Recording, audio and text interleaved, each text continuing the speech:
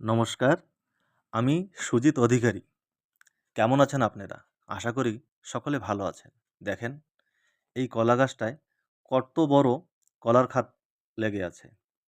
২ বছর আগে যখন আমি এই গাছ লাগিয়েছিলাম, তখন আমি ভাবি নাই যে গাছে এত বড় বড় কলার খাদ হবে। দেখেন এই পাশে আরেকটা গাছেও কলা ধরছে। এই গাছটা একটু কমজোর, যার জন্য আমি এই গাছটায় ২ টা গাছ দিয়ে ঠেকনা দিয়ে রেখেছি। এইখানেও বড় বড় ৩টে কলা গাছ ছিল, কিন্তু কিছুদিন আগে ঝড় হয়, ওই ঝড়ে ভেঙে পড়ে। সেই গাছগুলো এই সামনে এইখানে ফেলা নিয়ে আছে। এই গাছের গোড়াগুলো কেটে আমি রেখে দিয়েছি, আর অন্য জায়গায় লাগানোর ব্যবস্থা করা হয়েছে। দেখেন, আপনি যখন নিজে হাতে কোনো গাছ লাগাবেন আর সেই গাছে যখন ফল ধরে, তার খুশি কিন্তু ভাষায় প্রকাশ করা যায় না।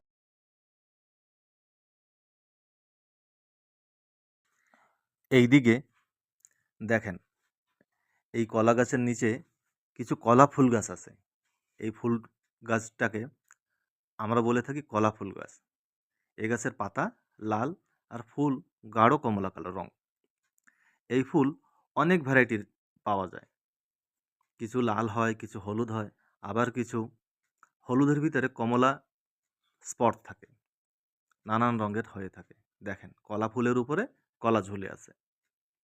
আপনাদের বাড়ি যদি জায়গা থাকে গাছ লাগানোর, নিশ্চয় কিছু না কিছু গাছ লাগাবেন।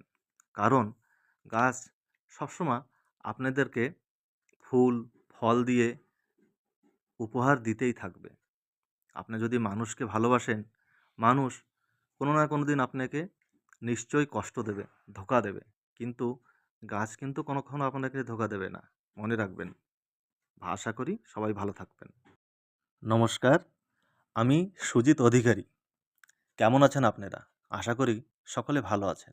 দেখেন, এই কলা গাছটায় কত বড় কলার খাত লেগে আছে। ২ বছর আগে যখন আমি এই গাছ লাগিয়েছিলাম, তখন আমি ভাবি নাই যে গাছে এত বড় বড় কলার খাদ হবে। দেখেন এই পাশে আরেকটা গাছেও কলা ধরছে। এই গাছটা একটু কমজোর, যার জন্য আমি এই গাছটায় ২ টা গাছ দিয়ে ঠেকনা দিয়ে রেখেছি। এইখানেও বড় বড় ৩টে কলা গাছ ছিল, কিন্তু কিছুদিন আগে ঝড় হয়, ওই ঝড়ে ভেঙে পড়ে। সেই গাছগুলো এই সামনে এইখানে ফেলা নিয়ে আছে। এই গাছের গোড়াগুলো কেটে আমি রেখে দিয়েছি, আর অন্য জায়গায় লাগানোর ব্যবস্থা করা হয়েছে। দেখেন, আপনি যখন নিজে